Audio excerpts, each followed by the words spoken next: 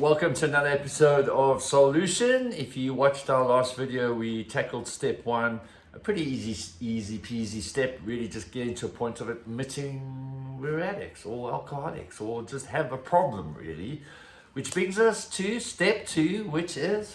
Came to believe that a power greater than ourselves could restore us to sanity.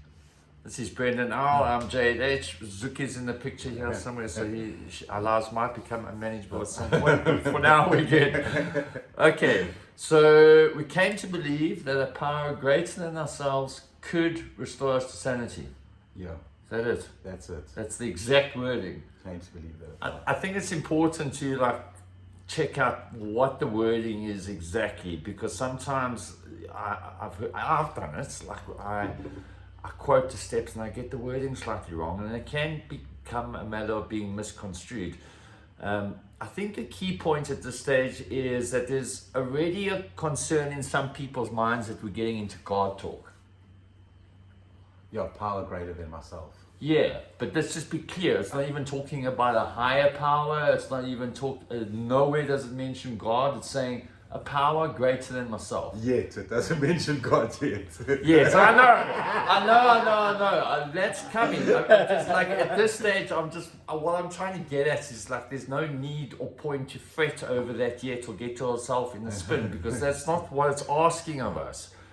It doesn't ask that of us at any point, but at this point in the process, we've admitted we were addicts. We've hopefully spoken to some other people, either in the rooms or online or whatever, and we're privy now to the fact that there are people out there who have been on this journey and have found a solution and have managed to find a way to kick the substances. And so that ushers in a semblance of hope, which is the principle, the main spiritual principle of the step here. Of step two is hope, yes. Yeah. So, that now having access to other people is a power greater than ourselves, right? Exactly. I mean, so a lot of the people like to use the rooms as a whole as being a power greater than myself. I like telling the story of they say no human power, but a group of people is not a human power, it's a collective power. Right. Yeah. The big book describes it as no human power. Yes. Power greater than myself. I think I like to describe it as this, is that if my car is stuck I'd left the lights on and the battery's flat. Yeah. You want to call the AA? But I have to, and I come to you and I ask you to help me push start the car. I couldn't start it by myself, but you and me can start it together. Yes. And it's a power greater than myself. Yes, perfect example. So yeah, I like to describe it like that, but they say no human power. So your sponsor can't be your higher power. I remember in my early recovery, my first... Hold on, sorry, I just want to interrupt you there. Yeah. Your sponsor can't be your higher power. Who says it can't be your higher power? It's just a human.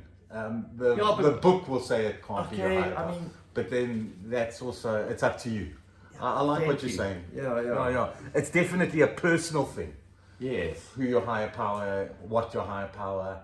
So I remember in the beginning, I used my dog as my higher power. God, dog. Yeah, got it. Same. Yeah. But I like the concept of be the person who your dog thinks you are. Because your dog loves you regardless and thinks you're the world of you. I love it. And look, I think it's important that I just mention here, we're not being dismissive, or that's definitely not the intention of being dismissive of a non-human superpower being involved in your life. I'm trying to address more the fact that I realize and recognize that there are a lot of people that have a strong aversion to the big word God. And that's what I'm trying to address. Me personally, I don't. I don't mind using the word God. I don't mind subscribing to God. My God, however, looks quite different to most conventional ideas of God. The reason I'm bringing all this up is I know a lot of people get to this point, which is only step 2 in the process, and they do a U-turn because of the God talk that starts coming up. So that's why I'm having the discussion the way we have. And if anyone is using God or a religious thing to do these steps, all power to you. It makes it a lot easier. Sure. It's more understanding, and like I think what we need to understand is that it's a personal thing. No one can tell you who your higher power should be. Yeah. No one. It's completely up to you. Yeah. I think the other thing I like about the wording is it doesn't say we now believe. Yeah. It says we came to believe, which suggests that there is a process. And so, you know, I'm sure you can relate. Like when we were just starting to enter into this process, I didn't trust fucking anybody. Yeah. Like so to open myself up to the possibility that others could aid in this process took me a bit of time. It's not something that I instantly said, okay, cool, I have people now in my corner. No, it was a bit of a process. It's also about asking for help. I think the step, you know what I mean? Like I admit that, you know, now I need to do something about it. Where do I find that? And I have to ask for help. Yeah. And having a belief that something bigger than me can help me through this is the first part of asking for help. Yeah. And a lot of addicts don't want to ask for help. They first of all, they don't want to admit they're addicts, and then they don't want to ask for help around the situation. Okay, so that brings me to another spiritual principle in this step, and I think that's humility. Yeah, and willingness. Willingness. So this is where the how comes into. There's the honesty, open-mindedness, and the willingness, right? The how of how to get sober. So the honesty, I think we've kind of crossed that bridge already by saying, I'm an addict, I've got a problem, powerless. I need help, I'm powerless. My life's unmanageable. Yeah, so the honesty bit, we've kind of got ticked for now. We're going to get invited to get more honest a little bit later, but for now we've got that well on its way. Open-mindedness, so that, you know, like how open-minded were we around drugs? I was like open-mindedness, you know what I mean? Put any drug in front of me and I'll try it. Yeah, that's very open-minded. And then people came to me with a solution through NAAA, CA, or whatever it may be. And I was very close-minded to it. As soon as I heard the word God as well, I was like, oh, this isn't for me. And then everyone held hands and prayed, and it was like this little weird little religious cult. I learned later that it wasn't like that, you know, but it took me a while. And at first I was repelled by it to some degree. Yeah. And I think if you're watching this, you might very strongly relate. Like anything that feels like it's a bit kumbaya, it's not that. It may seem like that, but the invitation is upon me and upon you to open your mind to it being much more than it appears initially. And the willingness. How do you see the willingness coming into it at this stage? Well, especially in step 2, the willingness is crazy for me because so first I admit that I'm powerless in step 1 and my life is unmanageable. Now I've got to go to a power greater than myself to restore me to sanity. That implies that at some point I was insane. Right. Which is it was easy for me because I was pretty much insane.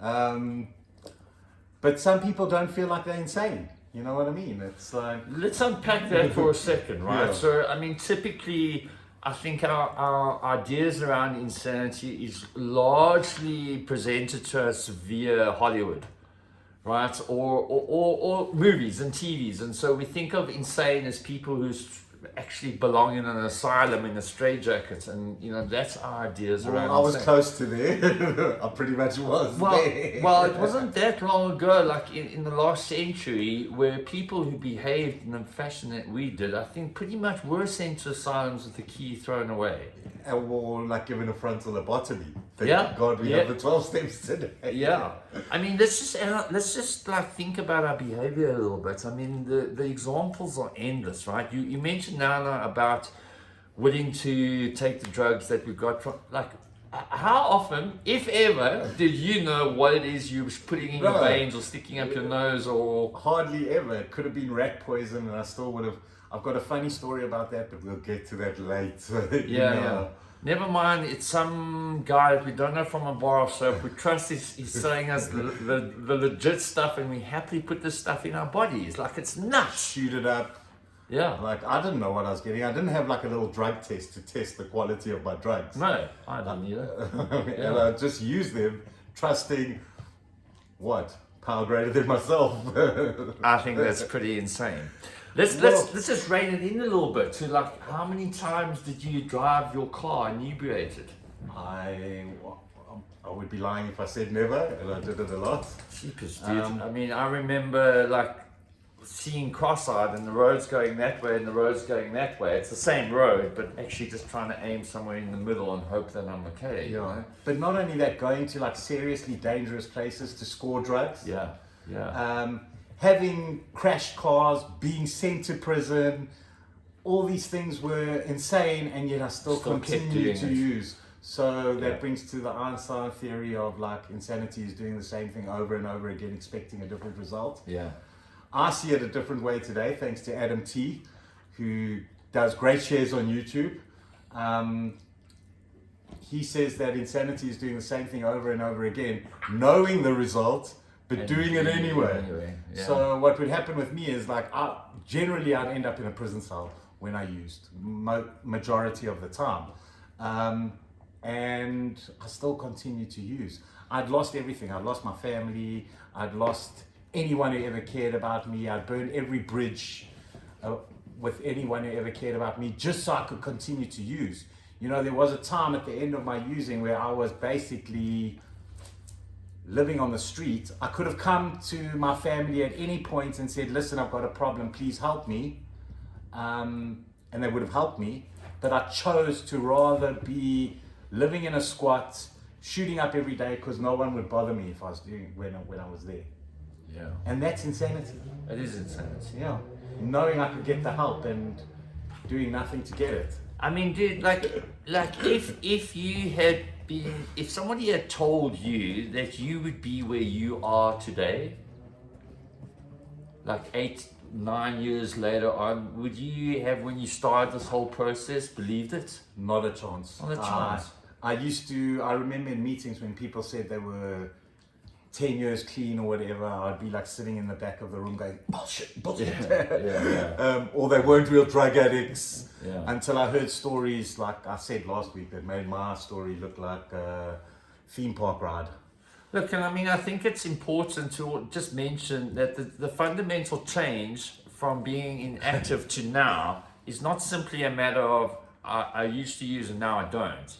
Like not using and having a clear mind. That's what the word sober means, by the way. It means to be of sound mind. Now that I have my faculties and wits about me most of the time, the improvement of life in general is just so much more. It's just like things have just come together in such a way that I would never have believed that this was available to me when I started this process. Yeah, no, I definitely thought I would be dead by now. And that's the road I was on, because I wasn't afraid of dying. I was more afraid of living, and that's why I used. And that's also insane. Yeah. You know? So the insanity part of it, the insanity part of it is not all the things that went wrong and like all the consequences that happened. The insane part of it is thinking that I could do it again differently. Yeah. And there is hope in that, thinking I can do it again differently. There's hope in doing the same thing over and over again, expecting a different result. There's hope in there. Sorry. So So there's an acronym for hope too. Hold on, pain ends. Yeah. Another bumper sticker. That's a good one. They're bumper stickers, not bumps, people. So that kind of brings us to the end of our chit and our chat about step 2. Would you agree? Indeed. We've covered what we need to cover. I think the important part of it is to, however simple your thought of a higher power may be, as long as you've got some sort of however primitive Yeah. or whatever it may be, you just need something. And Yeah. it's like about knowing that that thing, that higher power which you choose can maybe restore you to sanity. Today, my higher power is love. And if I do everything that I do in the nature of love, then my day goes really well. I don't do it always, but I try to do it always. Yeah. Oh. Look, I mean, step 3, the nature of this subject intensifies a little bit. So I think we'll chat about it a lot more in step 3. But for now, what I just really want to encourage you to be doing, if you're new to this process, if things are still feeling really hard, I just want to applaud you again. Well done for taking yourself on this journey, for giving it a try. Keep going, one day at a time. Keep reaching out, and just, you know, you've got this. You really do. Hang in there. If you've enjoyed this video, did you want to add something? No, it's all good. No. If you enjoyed this video, maybe do give us a thumbs up. That would be great. If you want to subscribe and stay tuned into what we're trying to do here, remember to hit the subscribe button. And do hit us up in the comments if you have anything you'd like to add around step 2. Thanks. Yeah. Wherever you are in the world, have a blessed day, and we'll catch you anon in step 3. Thanks for watching.